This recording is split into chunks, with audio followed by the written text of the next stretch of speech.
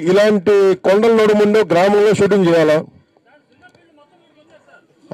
అలా కాదు, ఇది అలా కాదు. మీకు ఆదాయం వచ్చి వెళ్ళిపోవడం కాదు నేను అనేది. ఇప్పుడు మీరు అక్కడ ఇల్లు ఉంది, అక్కడ మీకు 2 రోజులు బాగా సరిగ్గా చేసుకుంటే ఎవరు వచ్చి ఉంటారు ఇక్కడ. అంటే ఇది పైగా ఎక్కడ విదేశాల నుంచి వస్తారు, లేదంటే వేరే ఊళ్ళ నుంచి వస్తారు.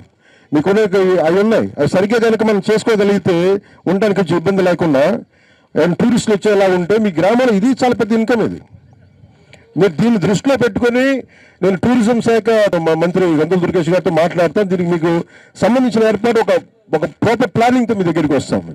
అంటే మీరు చప్పట్లు ఎప్పుడు కొడతారంటే చేసిన తర్వాత కొట్టాను. ముఖ్యంగా ఇక్కడ రకరకాల గిరిజన తెగలు ఉన్నాయి. అలాగే చాలామంది మీరు మాట్లాడితే కుల ధృవీకరణ పత్రాలు చాలా ఇబ్బంది పడతా ఉన్నాయని గతంలో కూడా చెప్పారు, ఇప్పుడు కూడా చెప్తా ఉన్నారు. ఇది మీ ఒకరికే కాదు. ఉదాహరణకి బుడగ జంగాలు, బేడా బుడగ జంగాలు ఉన్నారు. ఒకప్పుడు వాళ్ళు షెడ్యూల్ ట్రైబ్స్లో ఉండేవాళ్ళు అటు సైడ్.